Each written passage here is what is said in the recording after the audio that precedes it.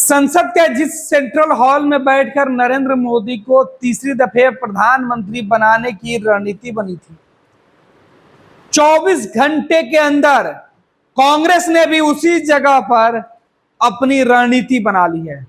आज कांग्रेस के संसदीय दल की बैठक बुलाई गई थी और इस बैठक में यह तय हुआ कि कांग्रेस पार्टी का संसदीय दल का नेता कौन होगा। इस चुनाव की पूरी प्रक्रिया, इस मामले में बैठक और मंथन करने के लिए कांग्रेस पार्टी ने भी संसद के उसी हॉल का चुनाव किया।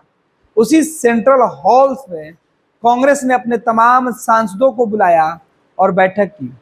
बैठक में मुहर लगी कि सोनिया गांधी कांग्रेस पार्टी के संसदीय दल की नेता होंगी।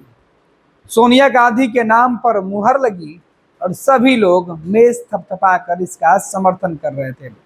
अब दरअसल ये पूरा मामला क्यों है?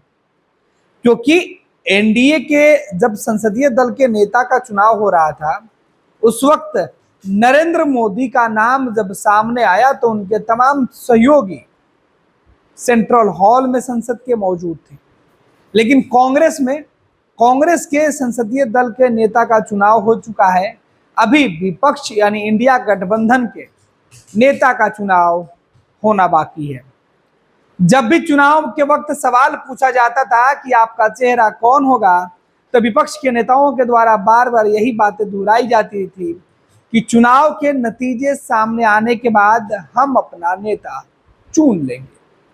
फिलहाल सरकार बनाने से इंडिया गठबंधन के नेता तो काफी दूर है, सरकार बना नहीं पा रहे हैं, लेकिन विपक्ष में उनका नेता कौन होगा उसका भी अब तक चयन नहीं हो पाया है।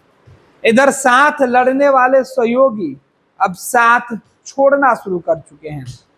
दिल्ली में हुई हार के बाद सबसे पहले आम आदमी पार्टी ने अपने तमाम नेताओं के साथ मंथन करके यह साफ कर दिया कि कांग्रेस का हाथ उन्हें और कमजोर कर दिया। दिल्ली में झाड़ू लगाने के लिए अब ना झाड़ू बचा ना हाथ, क्योंकि लोकसभा के चुनाव में बुरी तरीके से आम आदमी पार्टी और कांग्रेस जो चुनाव मिलकर लड़ी थी, हार चुकी है।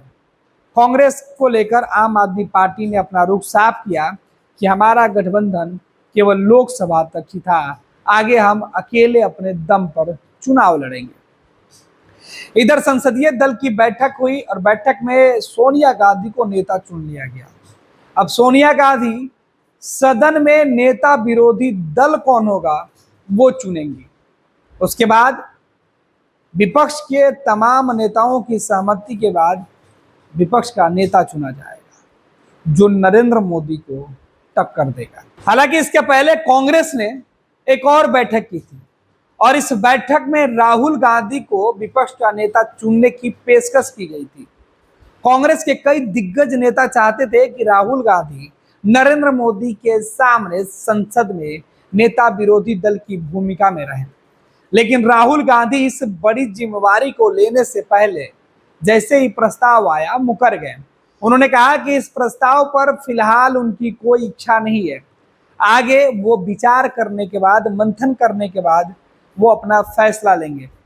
इसके बाद यह तय हुआ कि नेता विरोधी दल कौन होगा, लीडर ऑफ ऑपोजिशन संसद के अंदर कौन होगा, ये तब तय होगा जब कांग्रेस पार्टी के संसदीय दल की नेता चुन ली जाएगी।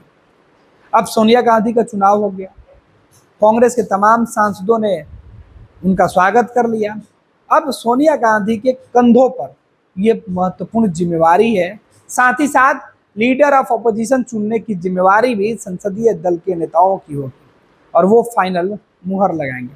फिलहाल राहुल जिस बात से इनकार कर चुके हैं, लेकिन उन्होंने यह जरूर कहा कि फिलहाल इस फैसले पर हम चर्चा करके विचार करेंगे।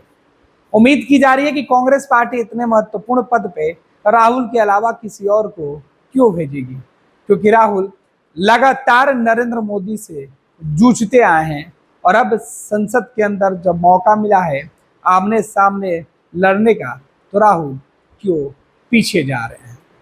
हालांकि इस बीच एक और खबर आई कि राहुल गांधी लोकसभा की 2 सीटों पर चुनाव लड़े थे और दोनों सीट उन्होंने जीत हासिल की। अब वायनाड या रायबरेली, इन दोनों संसदीय क्षेत्र में से किसके वो सांसद बने रहेंगे। हालांकि राहुल गांधी ने एक वीडियो जारी करके कहा था कि वो चाहते तो दोनों सीटों पर संसद बने रहने की है, उनकी इच्छा है कि वो दोनों जगह से सांसद रहें, लेकिन अब उन्हें तकनीकी तौर पर दोनों में से किसी एक जगह को ही चुनना होगा। फिर उस सीट पर नए उम्मीदवार आएंगे, उपचुनाव की घोषणा होगी और फिर से नए सांसद चुने जाएंगे। इस बीच कांग्रेस पार्टी ने आज अपना रुख साफ कर दिया कि सदन के अंदर आज भी कांग्रेस की पावर अब सोनिया गांधी के हाथों में होगी और देखना है कि लोकसभा में पावर किसके हाथों में जाती है।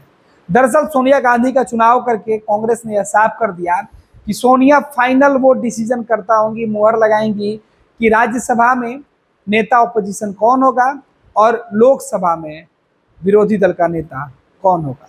ये महत्वपूर्ण पद अब सोनिया गांधी का चयन करने का फैसला और कांग्रेस के दूसरे सदस्यों की सहमति वो जरूरी होगी। पनोरमा ग्रुप, जो सोचता है वो करता है। आपके अपने सपनों का आशियाना। ये लो मुंह मीठा करो, आज मैंने अपना जॉब छोड़ दिया, अब हम पूर्णिया वापस जाएंगे। जॉब छोड़ दिया है? मतलब ये घर कैसे चलेगा? हम करेंगे क्या? और माँ बाबूजी क्या बोलेंगे? इसलिए मैं एक और मिठाई का डब्बा लाया। अपने बिजनेस के लिए लोन अप्रूव हो गया। अरे लोन अप्रूव हो गया वो तो ठीक है, लेकिन पूर्णिया में हम रहेंगे कहाँ? अपना घर भी तो नहीं है वहां। इसलिए तो एक और मिठाई का डब्बा अलग से लाया हूं। हमने पूर्णिया में घर ले लिया है, पूर्णिया के ई होम्स पैनोरमा में। पूर्णिया में पैनोरमा ग्रुप लेकर आए हैं ई होम्स पैनोरमा। बड़ा घर, आलीशान जिंदगी और अत्याधुनिक सुविधाओं के संग। अरे अब क्यों मुंह मीठा करवा रही हो? क्योंकि हम घर वापसी जो कर रहे हैं। घर वापसी की खुशी पूर्णिया में ई होम्स पैनोरमा के संग। E Homes Panorama, luxurious lifestyle redefined.